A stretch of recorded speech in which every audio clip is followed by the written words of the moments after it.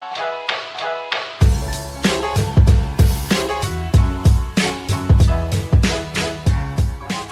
the week, we have Survival Guide. Survival Guide is a show to help you survive and thrive in this part of the world. And today we're looking at the business of motivating business. It's big business. A Google search for corporate coaching will give you some. I had a look this morning. 8.29 million results, promising a whole range of changes in the way a company can achieve its goals. But what can a corporate coach do that really makes a fundamental, lasting change to the way companies do business? And after the coach has been through, how is that motivation turned into actual results? Well, today we're going to put a corporate coach and a corporate consultant to the test. I have in the studio Marvin Four of Mindstore and Rob Kahn of RC.com. And we'll start, I think, with Rob. Rob, good morning to you. Good morning, Pete. Thanks for coming in on particularly short notice. Hello there. I think we might... Can you just say hello? Good morning. Yeah, good morning. Oh, that's more like it. Pleasant to be here. Thank you for having me. Well, it was good of you to pop in. Now, let's just try and define the terms, I guess. Well, what is a corporate coach? What do they aim to do? Okay, well, a corporate coach is somebody who knows how to ask a set of powerful questions and helps people discover the answers themselves. Now, I'm a communications coach, which means that I work in a niche of coaching, which is a huge field, and I'm more into behavioral coaching. So I help people on presentation so that their presentation gives them greater impact. Then I use that so that they have stronger leadership skills, and then they can take those leadership skills through with emotional intelligence. How do you see yourself? Are you a teacher? Are you a psychologist? I mean, what are you doing for people? Are you letting them release abilities they have, or actually teaching them a whole new set of skills? Okay, so a teacher is somebody who imparts knowledge. Yes. A coach is somebody who asks good questions. Okay. And then holds people accountable for the things they're ready to do. And I'm not a psychologist. If you think there are three spheres, there's a private sphere people have, then there's a professional sphere, and a public sphere in the middle. I would say the psychologist would be more in the middle. I work on the two outer spheres. Okay, all right. And your specific brief is to help people communicate effectively to their customers, with each other, internally, how? Everybody. Okay. If that means difficult conversations within a corporation, that could also mean creating impact, showing up in a good mood, creating instant likability and credibility wherever they go.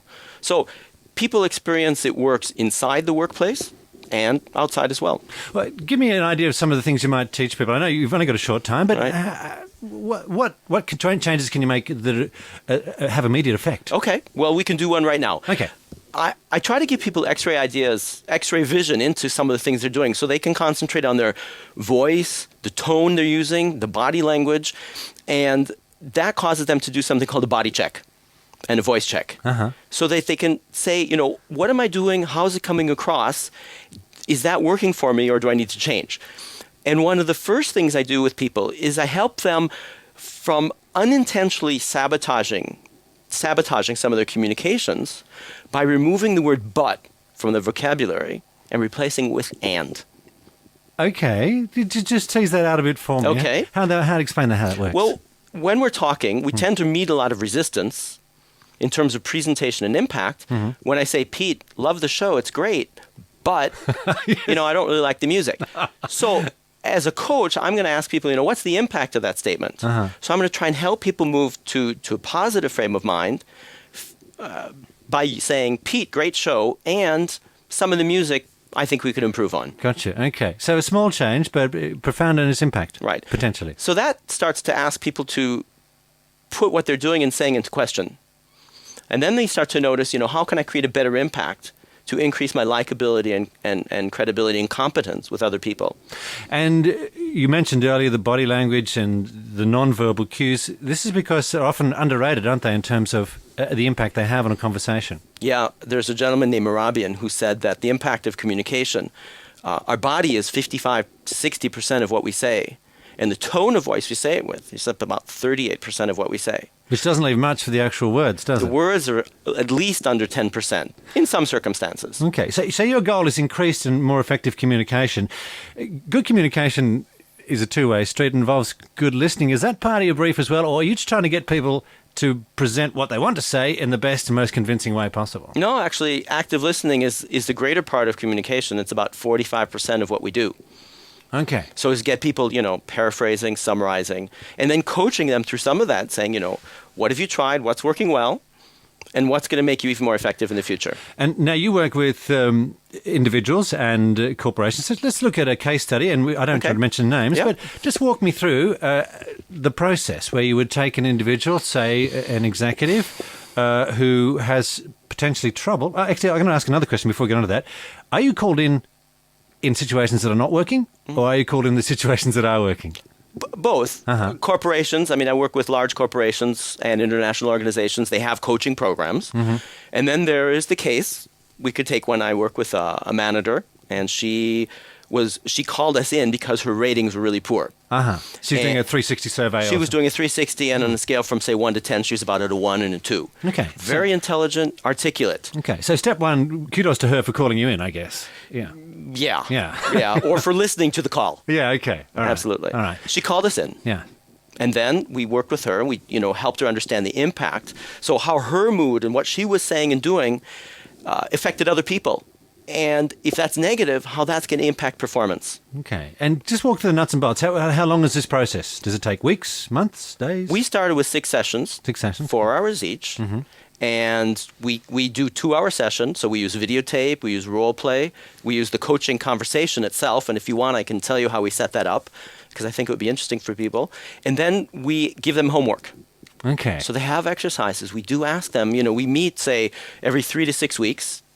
And between the sessions, they get notes, and we say, how are things going? What's working? And how did things go? Very well. Okay. It's actually, we went in for 6 months, and she had us kind of coming in the back door, sneaking in, don't tell anybody I'm doing it. Fair enough. And then people started saying, I really notice your one-to-one conversations are better. Your presentations are better. Something's changed. You're smiling more. And it takes 3, 4, 5 interactions before people get it. So what was supposed to start for 3 to 6 sessions has now been a 3-year engagement. And what are you telling her in these sessions that to do differently? Is it her mindset? Are you saying imagine a scenario? Are you saying get yourself in a good mood? What actually are you saying to her without giving away your whole technique? Well, smiling more is one of the things we're actually getting her to do. We're actually asking her to check in with her mood before she opens her mouth, to see what is the impact of what she's saying and doing, and how does it affect other people. So we've coached her through that, and we've coached her through a lot of the issues that she's had in the corporation by asking a set of powerful questions. Why is it you behave this way? What's missing? Not what's wrong. What's missing in the relationship here? And so she's been able to turn this around quite a bit. This would be challenging and confronting it for an individual, and that's why I say this person, I've kind of got respect for them to taking it on. Right. Do people get upset? No, I think it's the coach's role to bring it in such a way that you say, I've got some important things to tell you. Would you like to hear them? Right. So asking permission to share is huge. Okay. If you don't, then... So your technique has to be important as well, how you present. Exactly. And if this is not too forward, this question, what's it likely to cost an executive to do this kind of intensive coaching over a 6-month period, say? Corporations have different price structures. There's some that pay by the hour, that some pay by the month. That can go anywhere for, say, 150 francs an hour up to several thousand. Okay. And the important thing is that it's really been beneficial for her. Well, I'm interested in this question of benefits and accountability, and this is probably an issue I've had with corporate coaching in the past, in the sense they come in and this is where I've developed this kind of skepticism. They come in more in the role of entertainers, and you do go out feeling completely motivated, completely excited, but 3 months later, 3 weeks later, it might be gone, 3 months later, almost certainly has gone. How do you ensure that the techniques that you engender or you bring out of this person stay? How accountable are you for her long-term performance? Okay, well, let's go back to tracking what we do. The first thing is a scorecard. I like to find out what are 4 or 5 things that person wants to do during the coaching relationship. I then like to find out what are some of the measures of success that are going to make those things happen, and what's success going to feel like. I then ask people to score themselves on the first session on a scale from 1 to 10. Where are you against those issues right now? So are you at a 1 here, you're at a 3 here, maybe here you're at a 5. As the sessions move ahead, say there's 6 sessions over 6, 8 months, or maybe even 6, 8 weeks, some can be very close, I get a score each time. And so it's looking for the shift. So where have we improved, or where have we even retrograded? Gotcha. after the coaching sessions are over, it's important to get what I call feed forward. I've converted from feedback to feed forward, and I try to get the people I work with. Feed, F-E-E-D? Forward. Okay. And I can say a couple words about that. Yeah. It's important to hear from them what's going well and what's going to make our coaching relationship even better in the future. Uh-huh. Do you anticipate, again, using this example, that one day your job will be done? And she'll be the perfect executive and you'll be out of there? We try not to go for perfection. Okay. As soon as we move into perfection, people get really worried, will I make it?